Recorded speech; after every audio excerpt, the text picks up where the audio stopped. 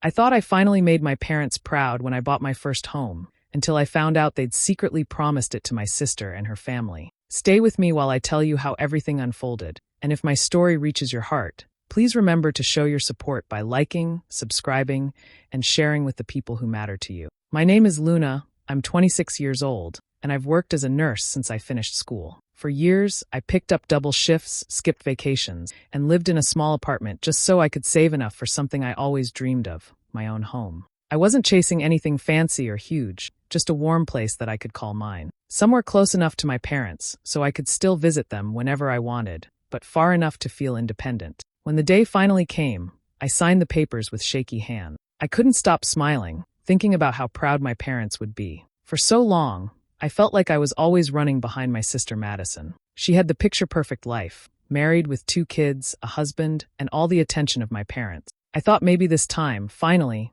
I would shine in their eyes. That night, I drove to their house with the biggest grin on my face. I had practiced the words in the car like a little kid rehearsing lines for a school play. "Mom, Dad, I bought a house."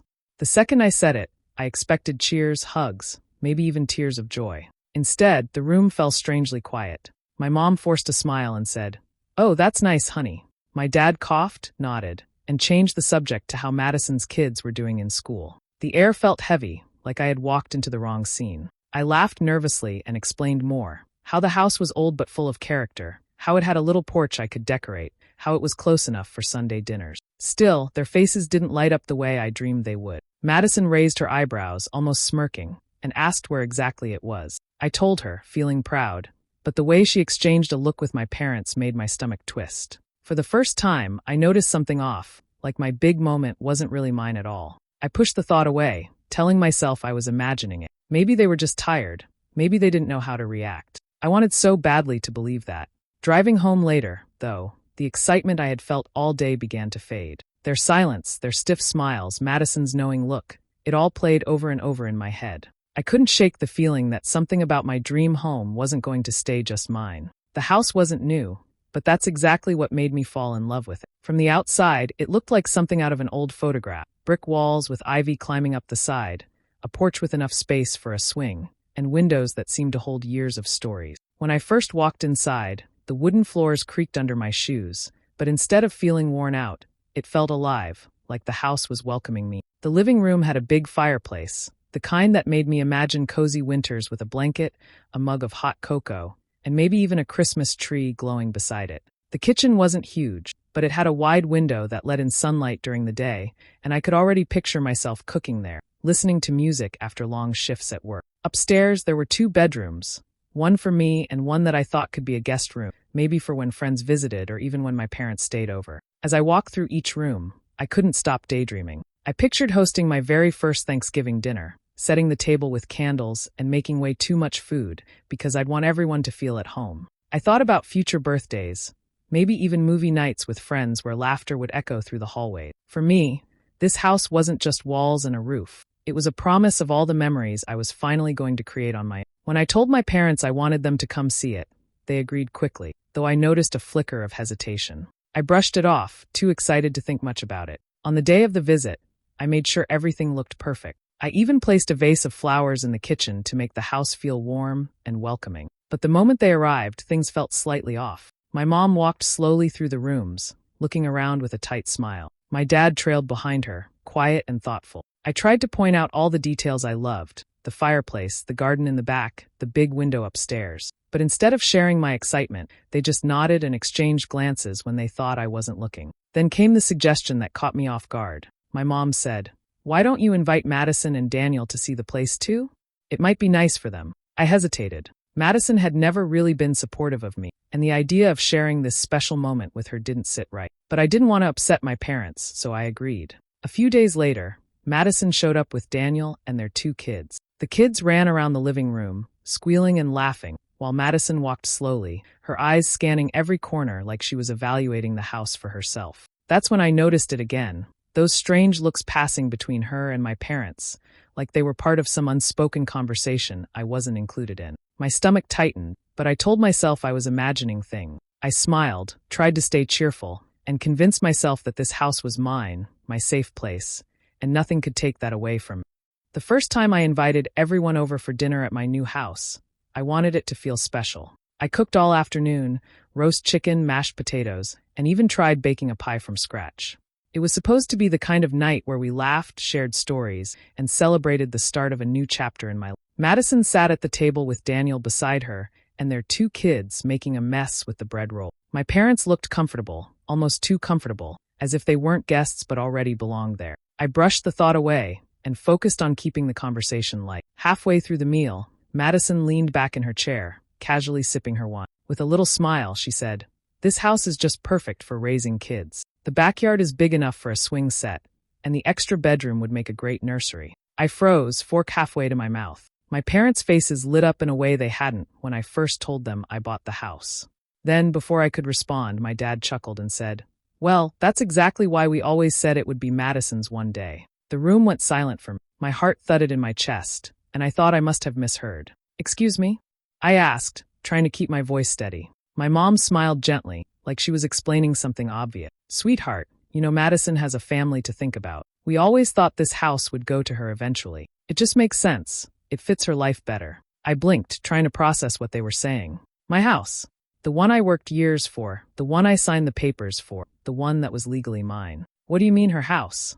I asked, my voice sharper this time. That's when I saw it, the smirk on Madison's face. She wasn't surprised. She wasn't confused. She already knew. She leaned forward, resting her chin on her hand. "Come on, Luna. You don't even need all this space. You're just one person. We've got kids, and Daniel's been saying how hard it is to find a place this nice in town." I looked at my parents, waiting for them to correct her, but instead, my dad nodded as if she was making perfect sense. My mom added softly, "It would really mean a lot if you could do the right thing for your family. Think of it as helping us all out." For a moment, I couldn't even speak. My throat tightened, and my hands shook under the table. They weren't just suggesting. They were telling me, as if it had already been decided without me. My own parents had promised away something I had fought for, something I had dreamed of, like my hard work didn't matter at all. The food on my plate turned to ashes in my mouth. I sat there, stunned, staring at the people I thought would be proud of me, realizing instead that they had been waiting for me to hand over my dream to Madison, like I was never meant to keep it in the first place. I put my fork down and looked straight at my parents. "No," I said firmly. "This is my house. I worked for it, I saved for it, and I bought it with my own money. It's not something you get to give away." For a second, they just stared at me like I'd spoken another language. Then my mom's expression hardened. "Luna, don't be so selfish. Your sister has 2 children to care for. You don't need all this space."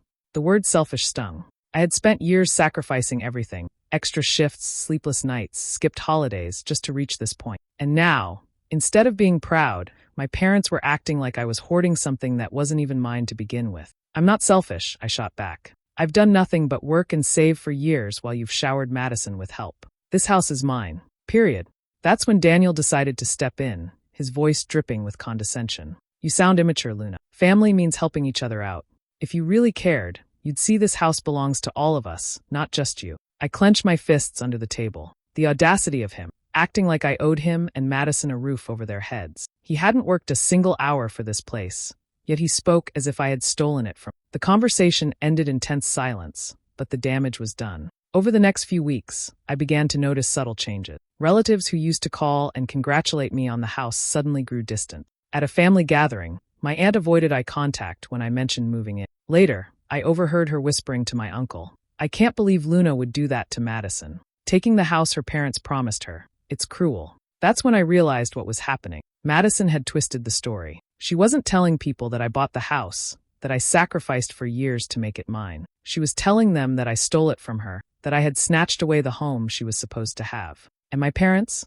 They weren't correcting her. Everywhere I turned, I could feel the shift. Cousins stopped inviting me to gatherings. An uncle who used to send me encouraging texts suddenly stopped responding. When I visited my parents, the warmth in their voices was gone, replaced with cold politeness. The isolation crept in slowly, but painfully. I found myself eating alone in my new kitchen, staring at the walls I had once been so excited to decorate. The laughter I had imagined filling the rooms was replaced by silence. And in the back of my mind, Madison's smirk haunted me, because I knew this was exactly what she wanted, me painted as the selfish sister, while she played the victim. I thought buying a house would finally bring my family together. Instead, it was pulling them away from me one by one. One Saturday afternoon, I came home earlier than expected from a shift at the hospital. As I pulled into the driveway, I noticed a car parked out front that wasn't mine. My stomach dropped when I recognized it, Madison's. I walked inside and froze. There she was in my kitchen, opening drawers and cupboards like she was searching for something. "What are you doing here?" I asked sharply. She jumped, then smiled innocently. "Oh, I was just looking around. You weren't answering your phone, so I figured I'd stop by." I frowned. "I never invited you today." Her eyes flickered, but she shrugged it off. "Relax, Luna. We're family. I just wanted to see how the house feels, that's all." The way she said how the house feels made my skin crawl. It wasn't curiosity, it was ownership, like she was already imagining where her furniture would go. I told her firmly to leave, and though she rolled her eyes, she walked out without another word. But that wasn't the end of it. Over the next couple of weeks, my parents started showing up without warning. They would knock lightly, then let themselves in as if it were still their property. Each time, they'd walk through the rooms with Madison's name on their lips. "This guest room would be perfect for Madison's kids," my mom would say casually. "Maybe you should let them move in for a while," my dad added one eve, "just until they get on their feet." I couldn't believe what I was hearing. "No, this is my home," I reminded them again and again, but it was like they didn't care. The worst blow came one rainy afternoon. I came home from the store and found Madison standing in my living room again. Only this time, she didn't sneak in. She was already settled, her kids sprawled on the rug with toys scattered everywhere. My chest tightened. "How did you even get in here?" I demanded. Madison smirked. "Mom gave me a spare key. Don't overreact." I could feel the blood rush to my face. My own mother, handing out a key to my house without asking me, like I was a child who needed supervising. I turned to Madison's kids, who were laughing and tossing crumbs all over my carpet, and for the first time, I didn't feel guilt or confusion. I felt rage. "This isn't your home," I said through gritted teeth. "Get out. Now." Madison scoffed but slowly gathered her kids. As she walked past me, she leaned close enough to whisper, "You're just keeping it warm for us, Luna. You know that, right?" When the door finally closed behind them, I stood in the silence of my living room, shaking. That was the breaking point. It wasn't just disrespect anymore. It was invasion. My home, my sanctuary, was being treated like a prize they were just waiting to collect. And I knew then that something had to change. The moment Madison whispered that smug line about me, keeping the house warm, something inside me snapped. For weeks I had tried to keep my patience, tried to explain calmly that this was my home, but now the anger I'd been holding back boiled over. "Enough!" I shouted, my voice echoing through the walls. "Get your things, get your kids, and get out of my house right now." Madison's eyes widened for a second, then narrowed. "Don't talk to me like that. This house isn't just yours." "Yes, it is." I cut her off, trembling with fury. "I paid for it. I worked for it. You don't get to waltz in here like you own the place." Her kids froze, sensing the tension, and Daniel stormed in from the kitchen. "What's your problem, Luna? You're overreacting. We're family." "No," I snapped, pointing to the door. "Family doesn't steal from each other. Family doesn't lie. Out. All of you." The yelling must have carried, because not long after, my parents arrived. They didn't ask questions, didn't try to understand. Instead, my mom looked at me with disappointment written all over her face. "Luna, how could you speak to your sister like this? She has children. She needs this house more than you do." I stared at her in disbelief. "So because I don't have kids, my hard work doesn't matter? Because I'm single, I don't deserve to keep what's mine." My dad stepped in, his tone cold. "You've always been difficult. Madison's the real adult in this family. She's settled down, she has responsibilities. You've only ever thought of yourself." The words hit me harder than I expected. The real adult. It was like they were erasing everything I'd done, my career, the years of sacrifice, the independence I had built. In their eyes, none of it counted compared to Madison's role as wife and mother. I laughed bitterly, though it sounded more like a choke. "So that's it? That's why you've been pushing me aside all these years? Because I didn't live my life exactly like Madison? Because I wasn't the daughter you wanted?" Neither of them denied it. My mom just said softly, "You know, we've always expected more from her. Expected more. Favored more. Loved more." Suddenly, the pieces fell into place. Not just the house, not just this moment, but a lifetime of smaller cuts I had ignored. Madison getting praised for achievements I matched or even surpassed. My parents dismissing my long hours as a nurse as just a job, while glorifying her role as a mother. All those years, I had told myself I was imagining it, that I just needed to work harder to earn their approval. But now, standing in my own living room, I saw the truth clearly. This wasn't about the house. It was about years of favoritism, of being the second choice in my own family. And for the first time, I stopped trying to win their approval. Instead, I let the anger harden into resolve. If they wanted a fight, I was done backing down. That night after the fight, I sat on the edge of my bed staring at the walls of my house.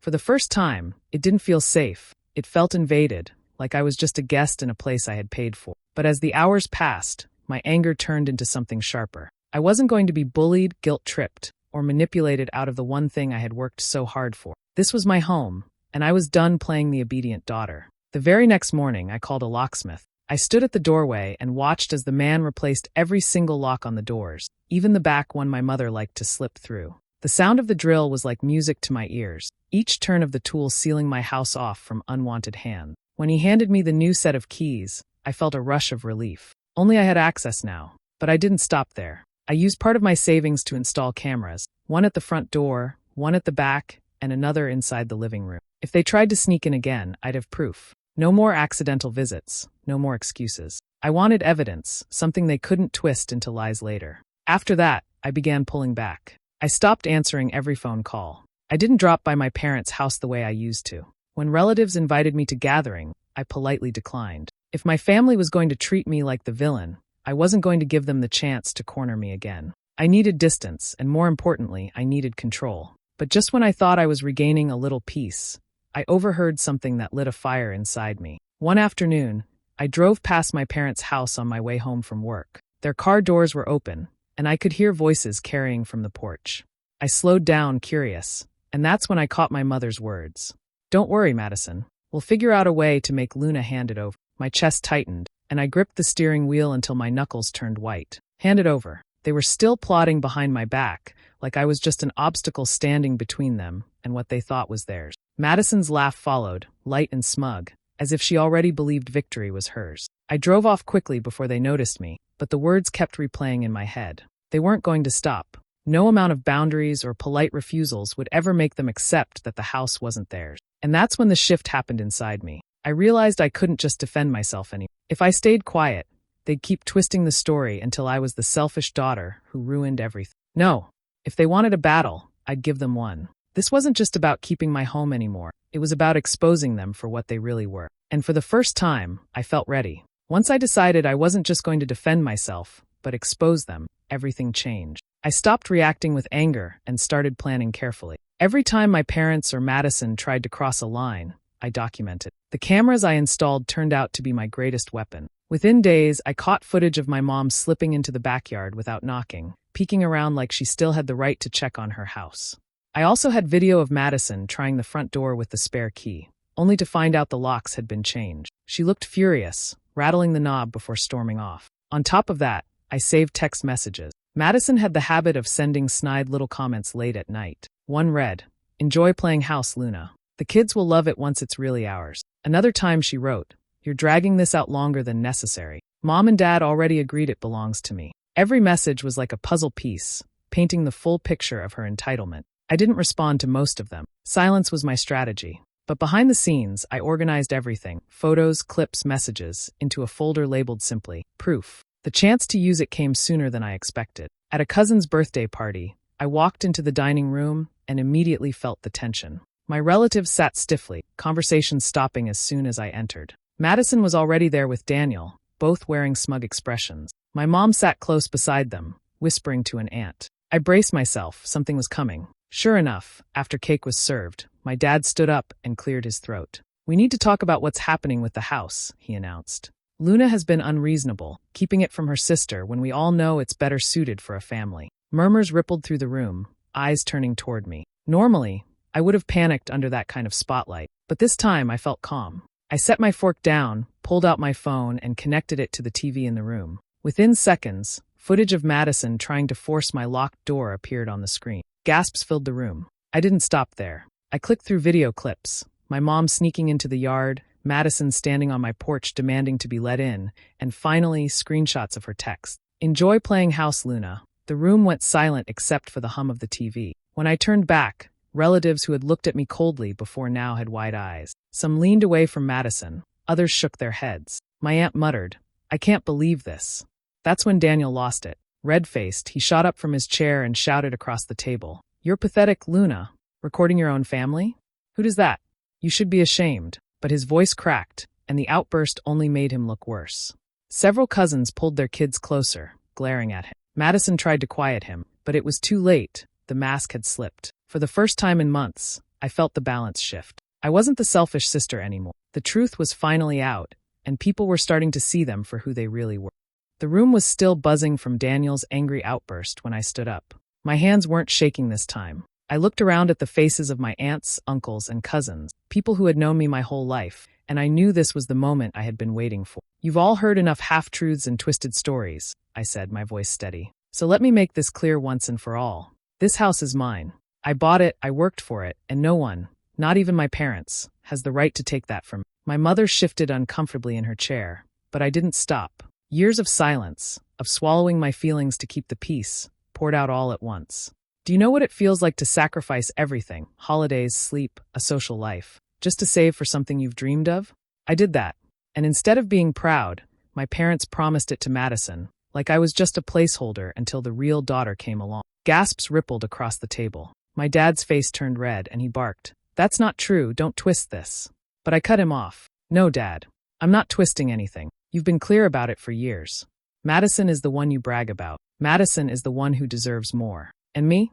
I've never been enough for you unless I was giving something up for her." Well, not this time. For the first time, Madison dropped the fake sweet smile she wore whenever others were watching. She leaned back in her chair, smirk tugging at her lips. "I honestly thought you'd cave like always, Lynn. You usually do." Her words hung in the air, sharp and cutting. A few relatives gasped again, and my aunt shook her head in disgust. Madison realized too late that she had exposed herself, that everyone could now see the entitlement behind the mask. I straightened my shoulders and looked right at her, then at my parents. "You are no longer welcome in my home. Not you, Madison. Not Daniel. Not even you, Mom and Dad. You've crossed too many lines, and I won't let you take from me anymore." The silence was deafening. My mom's face twisted in shock, her mouth opening and closing like she couldn't believe I'd dared to say it. My dad slammed his hand on the table, furious. "After everything we've done for you, this is how you repay us?" I almost laughed at the irony. "Everything you've done for me? You mean pushing me aside, ignoring me, and now trying to steal from me? If that's your version of love, I don't want it." Relatives stared at us like they were watching a house collapse in slow motion. Madison turned pale, humiliated now that her entitlement had been exposed in front of everyone. Daniel muttered curses under his breath, but stayed quiet when no one backed him up. The family I thought I had shattered in that moment. My parents stormed out, Madison trailing behind with her head down, and the room stayed frozen in stunned silence. For the first time, I wasn't the weak one. I was the one who finally stood up, and I wasn't backing down again. The weeks that followed were strangely quiet. After that explosive confrontation, I made the hardest but clearest choice of my life. I cut off all contact with my parents, Madison, and Daniel. No more calls, no more unannounced visits, no more guilt trips disguised as family talks. I blocked their numbers, changed the locks again just for peace of mind, and told myself this house would finally be what I always dreamed it to be, mine and only mine. At first, the silence felt heavy, almost unnatural. For so long, my life had revolved around their opinions, their approval, their manipulation. To wake up and not check my phone for a cutting message from my mom or a snide remark from Madison felt surreal. But slowly, that silence transformed into something different, peace. I started pouring my energy into making the house truly my home. I painted the living room in warm tones, hung fairy lights on the porch, and even planted flowers in the front yard. Every corner I touched felt like a declaration. This is mine, and nobody can take it away. When I cooked dinner in my kitchen, when I curled up with a book by the fireplace, when I looked out the window at the little garden I was building, I felt something I hadn't in years. I felt safe. Relatives reacted in different ways after the blow-up. A few of them reached out privately, apologizing for staying silent all these years, or admitting they hadn't realized how deep the favoritism had gone. Others kept their distance, either out of loyalty to my parents or sheer discomfort with the truth being laid bare. But honestly, I didn't care anymore. For the first time, their opinions didn't have power over me. The sweetest part of it all was realizing that my revenge didn't need to be dramatic or vengeful. It was simple. By cutting them off, I had taken away the one thing they thrived on, control. They couldn't use me, couldn't guilt me, couldn't shape my choices to suit Madison's needs anymore. My parents lost their grip on me. Madison lost the house she thought would fall into her lap, and Daniel lost the chance to mock me as immature while living under my roof. They lost. And I won, not just the house, but myself. One evening, a few months later, I sat out on the porch as the sun set, a glass of wine in my hand. The sky glowed with soft pink and gold, and the world around me was calm. My porch lights twinkled, and for the first time, I truly felt at home. I leaned back in my chair, smiling to myself. No more begging for approval. No more shrinking into the background. This was my sanctuary, my fresh start, my life. My house. My rules. My freedom. Finally, do you believe Luna made the right choice by cutting ties and protecting her peace? Or should she have tried to mend things with her family? Share your thoughts in the comments. I'd really like to hear them. And if you enjoy stories like this one, don't forget to hit subscribe and tap the notification bell so you won't miss the next story.